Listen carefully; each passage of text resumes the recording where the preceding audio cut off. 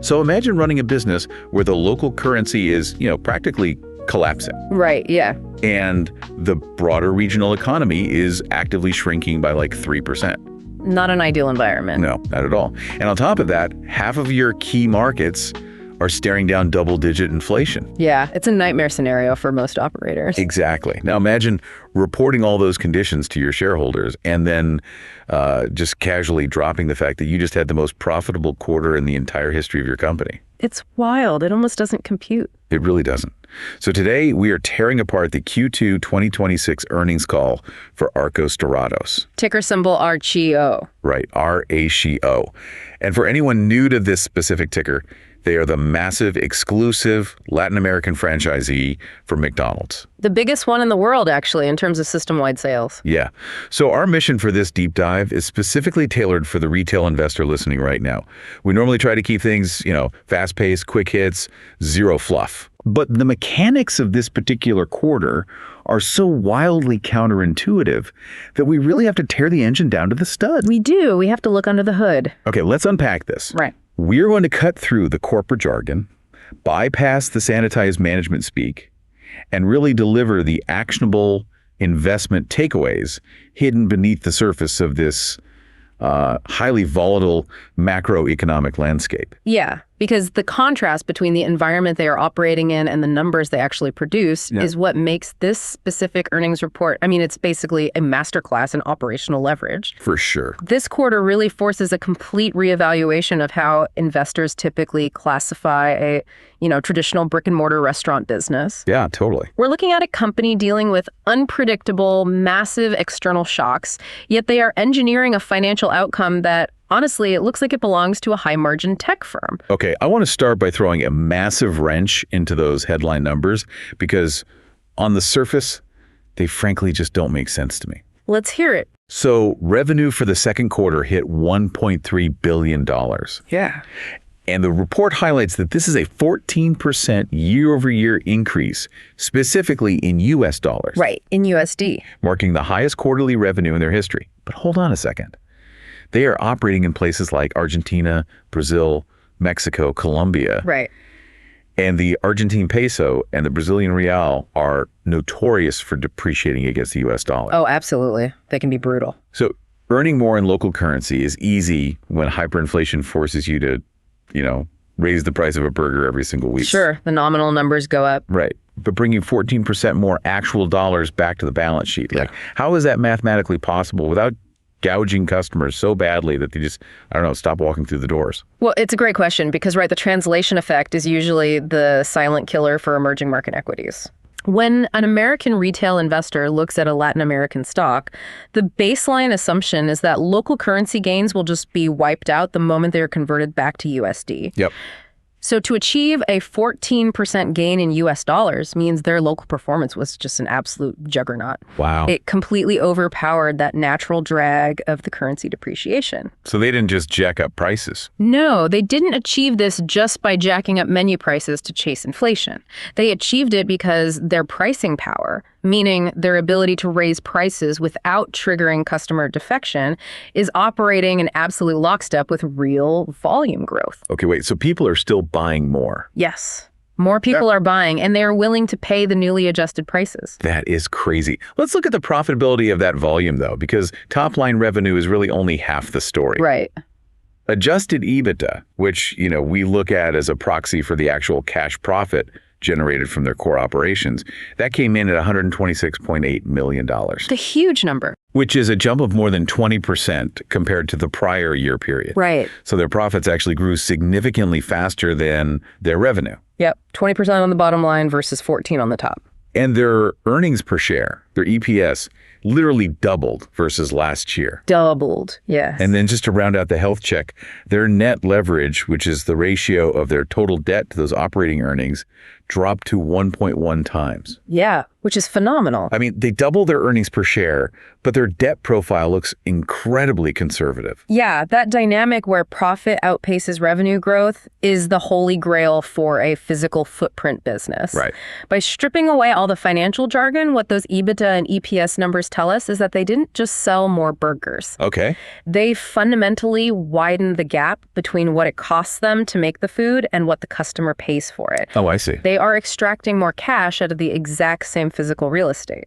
That makes a lot of sense. Think of it like a local hardware store or a neighborhood cafe. Yeah. If that local owner suddenly saw their profit margin explode overnight and they doubled their take-home earnings without having to build an addition onto the building or hire twice as many staff, you'd want to know exactly what they changed. You'd be knocking on their door asking for their secret. Exactly.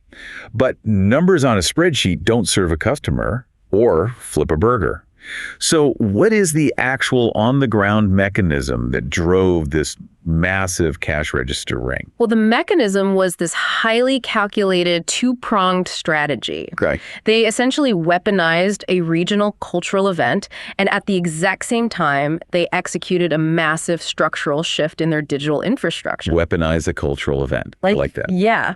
The event strategy fundamentally altered their customer acquisition for the quarter, and the digital shift completely changed their unit economics. Okay, let's dig into that cultural event because the data clearly shows it was a massive catalyst. We can kind of call it the World Cup effect. Right, the World Cup. Because Arcos Dorados holds an exclusive FIFA World Cup sponsorship. They do. But they didn't just, print some soccer balls on their packaging in June when the tournament started. No, that would be the standard playbook. Right. Instead, they launched a proprietary menu line, the Mundialista sandwiches. And they partnered with Panini for those incredibly popular collectible sticker books. Oh, yeah, those stickers are a huge deal. And they did this a full 3 months before the first whistle blew. Yeah, that's the key right there. And apparently this drove massive euphoric foot traffic across their largest markets. So Argentina, Brazil, Colombia, and Mexico. What's fascinating here is that the timing is the true strategic advantage. Because they went early. Exactly. By hacking the standard promotional calendar and starting 3 months early, they completely bypassed all the noise. Oh, right. Because normally everyone is advertising all at once. Yes. During a World Cup, every single consumer brand on the planet is screaming for airtime. Advertising costs just skyrocket, and consumer attention is incredibly fractured. Yeah, that makes total sense. So by launching in March or April, Arcos Dorados didn't just compete for existing attention, they actively manufactured the anticipation. Wow. Management specifically noted on the call that they analyzed their data from previous tournaments, and they realized the lead-up period is this massive untapped window to generate excitement. So they basically had the field to themselves for 3 months. Pretty much. And by the time the actual matches began, the CEO, Luis Raganado, noted that this built-up anticipation had essentially morphed into widespread consumer euphoria. That makes total sense from a marketing psychology standpoint, for sure. Yeah. But did it actually move the needle locally, or was it just a broad kind of generic regional campaign? Oh, no, it was hyper-localized, which is exactly why it worked so well. Oh, okay. Give me an example. Well, in Argentina, for example, they didn't just run a generic FIFA ad. They specifically partnered with players from the Argentine national team to create signature burgers. Oh, nice. Yeah. And the data shows this hyper-local alignment led directly to record high sales in May. Wow. In May. Yeah, pushing their market share to all-time highs before the tournament even officially kicked off. That is brilliant. So the World Cup was the hook. Mm-hmm. They used cultural euphoria to get people in the door. Exactly. But the net they caught those customers in wasn't physical. It was digital. Yes, the digital net. The earnings report shows digital sales reached an unbelievable 66% of total sales. 66%. It's staggering. And that is up 25% year over year. I just want everyone listening to stop and visualize that for a second. Yeah. 2/3 of all sales for a massive regional fast food chain are now happening through a screen. It's really wild when you think about it. But we have to unpack what digital sales actually means for their operations. Right, because it's not just people sitting at home on a computer. No. This encompasses the self-order kiosks inside the actual restaurants, their proprietary mobile app, and third-party delivery aggregators. Got it. But the truly critical metric buried inside that 66% digital dominance is what management refers to as identified sales. Right, identified sales. Yeah, and that number hit a record 28% this quarter. Okay, I'm really glad you brought that up because identified sales sounds like a piece of corporate jargon that we definitely need to translate. Let's do it. To a retail investor, what does that actually mean for the bottom line? Does it just mean they know my email address? Well, it means so much more than that. It means they know your buying habits, your frequency, your price sensitivity, and your location. Wow. Okay. It marks the transition from an anonymous cash transaction at the counter to a fully trackable consumer profile. Which is incredibly valuable data. Exactly. Think of the old fast food model as a highway billboard. You build a restaurant on a busy corner, put up a big sign, and just hope enough cars pull over. Right. It's totally passive. It is entirely reactive. But with 28% identified sales, they aren't waiting for foot traffic anymore. They have a direct, targeted remote control in the customer's pocket. Oh, man. That is a great way to put it. Yeah. If they see a customer hasn't visited in 3 weeks, they can send a hyper-targeted push notification for that specific customer's favorite meal right at 11:45 a.m. on a Tuesday. Right when they're getting hungry for lunch. And the data proves that remote control is actually working. It really is. Because the loyalty program metrics they shared are genuinely staggering. Oh, the 5x multiplier? Yes. Active loyalty members, specifically the ones who actually redeem their points, are visiting the restaurants 5 times as frequently as non-loyalty members. It's crazy. Let me just repeat that. Yeah. 5 times the foot traffic from the exact same human being just because they are in the loyalty ecosystem. Yeah, when you look at customer acquisition costs, a 5x frequency multiplier is the ultimate competitive moat. It really is. You no longer have to spend expensive television or radio marketing dollars to acquire that customer every single time they want a quick meal. Right, because you already have them. Exactly. The initial acquisition cost is amortized over 5 times the transaction volume. This is effectively the subscription ikification of the fast food industry. I love that term. Subscription ikification. Yeah, because when you tie 28% of your sales to a known identity, you unlock data-driven revenue management. You are no longer guessing what discounts will drive traffic. You know exactly what to offer. Exactly. You know exactly what offer to present, to whom, and at what specific time of day to absolutely maximize your profit margin. Which bridges us perfectly to the operational side of those profit margins. Because digital wizardry doesn't mean much if you are just bleeding cash on the grill. Very true. And that brings us to the operational masterclass we saw in their largest market, Brazil. Brazil was huge this quarter. Yeah, the transcript shows Brazil delivered a 180 basis point expansion in their EBITDA margin, bringing it up to 14.6%. Right. Let's translate that basis point jargon real quick for everyone. 100 basis points equals 1%. So they grew their profit margin by 1.8%.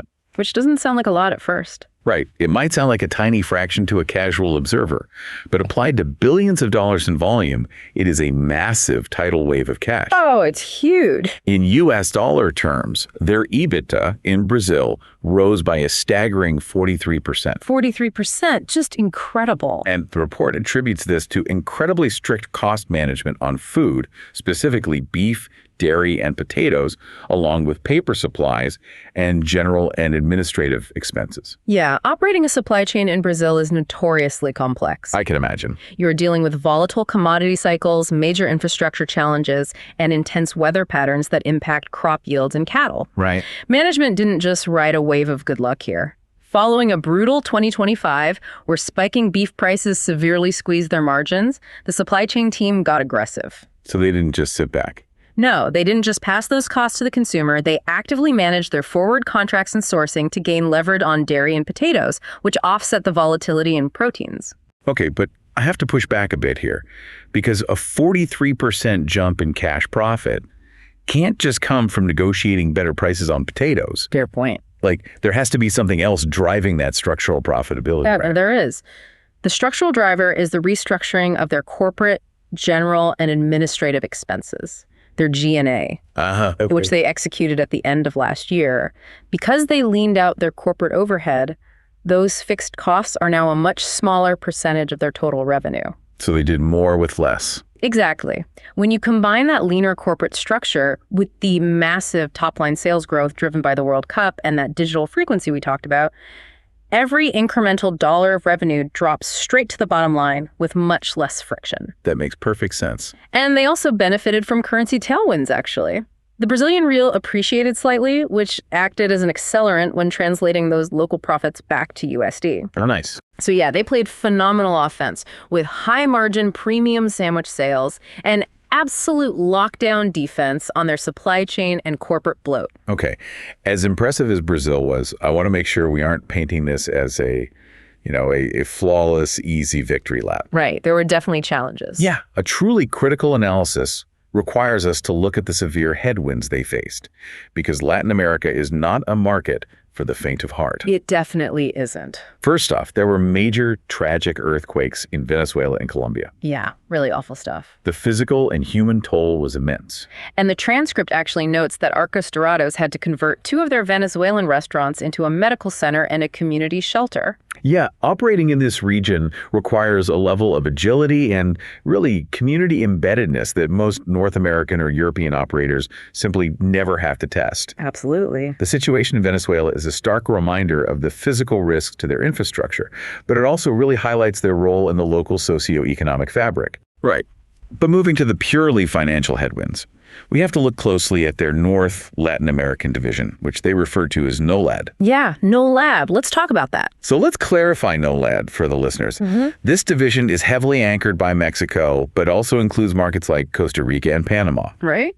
The earnings report states that in NOLAD, wage inflation significantly outpaced their average check growth, which put intense pressure on their regional margins. Very intense. So my question is, why wouldn't they just raise the menu prices in Mexico to cover the higher wages? They clearly have pricing power in other regions. Yeah, well, that is a classic macroeconomic squeeze right there, and it reveals the limits of pricing power. Okay. In Mexico, minimum wage policies and labor market tightness drove hourly wages up aggressively. Right. But the consumer in that specific region is currently highly price sensitive. Oh, I see. If management forces a menu price increase that perfectly matches the wage hike, they cross a psychological threshold where the customer simply stops coming. They hit a wall. Exactly. So they chose to absorb some of that wage inflation to protect their market share and foot traffic, resulting in a 110 basis point contraction. So a 1.1% drop. Right, a 1.1% drop in their NOLAD margin. They traded short-term margin for long-term customer retention. Smart play. And that balancing act between price and traffic brings us to the data point that absolutely blew my mind when I was reading the source material. Oh, Argentina? Yes. Let's look at Argentina. The broader Argentine retail sector shrank by a brutal 3% this quarter. Yeah, 3% contraction is huge. The consumer is under severe, crushing economic pressure. Yet Arcos Dorados managed to keep their guest counts virtually flat. Incredible. To put that in perspective, their weighted average inflation in Argentina was running at 46 to 47%. It's hard to even wrap your head around those numbers. Right. So how does a fast food chain maintain flat foot traffic when the entire surrounding retail economy is actively contracting and prices are soaring? It sounds like they have accidentally built the ultimate defensive consumer stock. Well, the underlying psychology at play here is a phenomenon known in economics as the lipstick effect. The lipstick effect. Yeah. During periods of severe economic contraction or hyperinflation, consumers ruthlessly cut back on big-ticket items. Sure, like cars or houses. Right. They delay buying a new car, they cancel vacations, they stop buying expensive electronics. But human nature requires some form of psychological relief. You still need a win. Exactly. They still seek out smaller, affordable luxuries to treat themselves. Oh, okay. In a market where the cost of living is spiraling completely out of control, a meal at McDonald's transitions from a standard convenience to a highly valued, affordable indulgence. Wow. That's a fascinating shift in perspective. It is. The fact that Arcos Dorados maintained flat traffic while the broader retail sector bled out by 3% is the ultimate proof of their value proposition. The consumer essentially views them as a safe harbor. A safe harbor. Man, surviving a 47% inflation environment by serving as an affordable luxury is a great defensive posture. It definitely is. But how long can they play defense before the macro environment completely erodes their foundation? That's the million-dollar question. Right. And that question leads us directly to what management is projecting for the rest of the year. The official guidance stated that they expect conditions to remain dynamic through the second half of 2026. Ah, dynamic. I love that word. Right.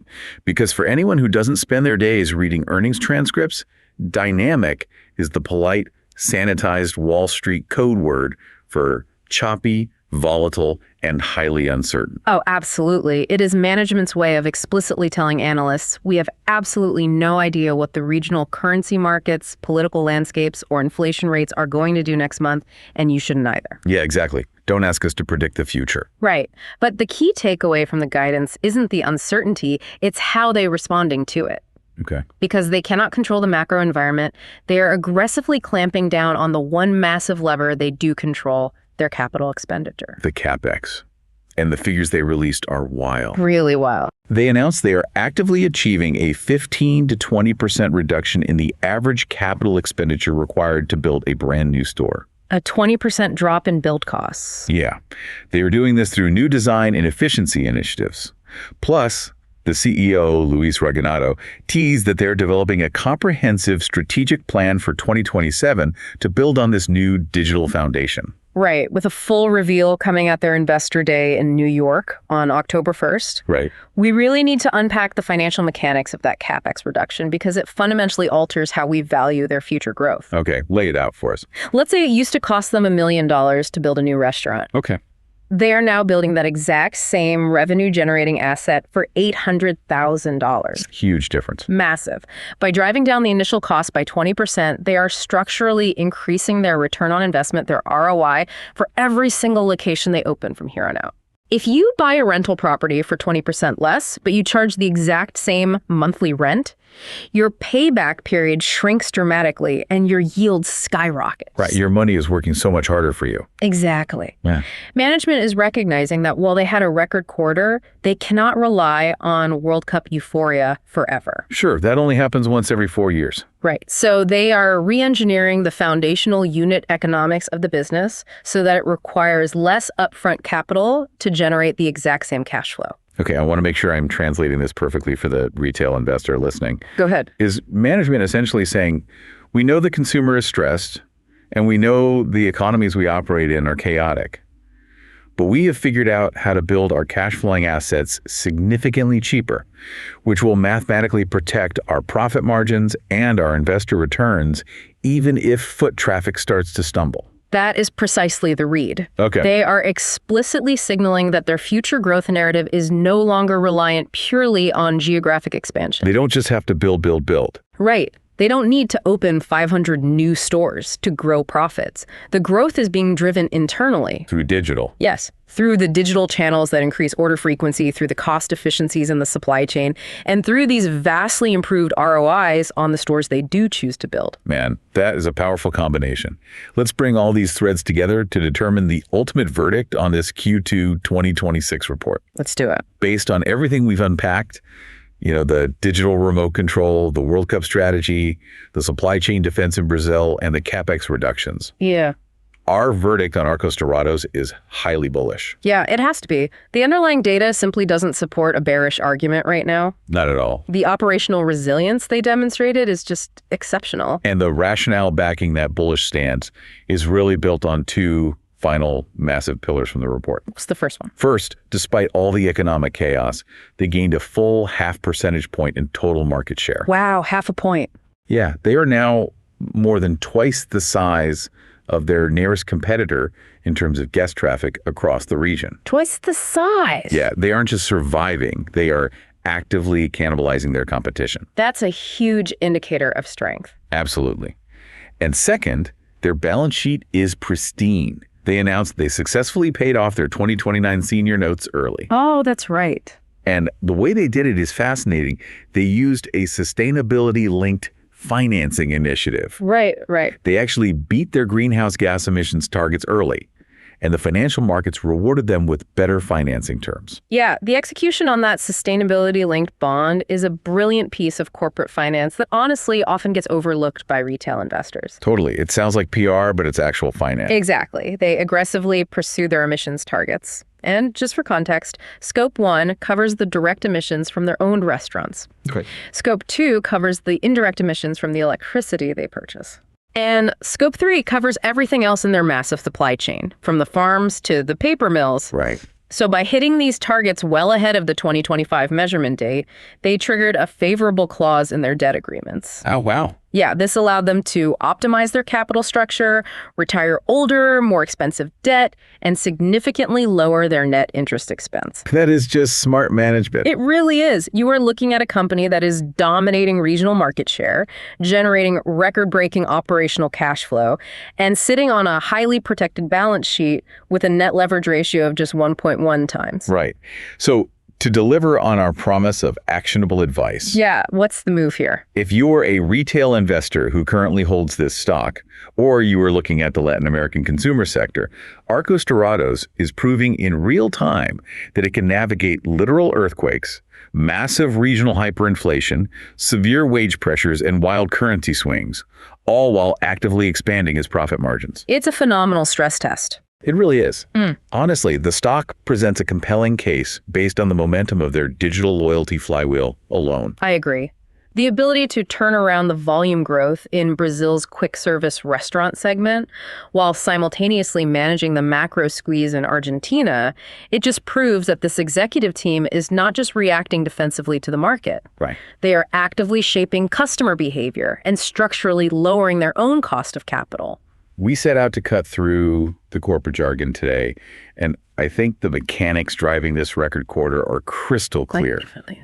But before we wrap up this deep dive, I want to leave everyone with a final provocative thought to chew on. Okay, let's hear it. So management specifically emphasized that their active loyalty members are visiting 5 times more often than non-members. Right, the 5x multiplier. Yes. They noted this fundamentally alters the lifetime value of those specific guests. So what does this all mean? If a staggering 66% of their total revenue is already flowing through digital channels, and they have a direct, data-driven remote control into their customers' daily habits, we have to ask a broader question about valuation. Okay, I see where you're going with this. Right.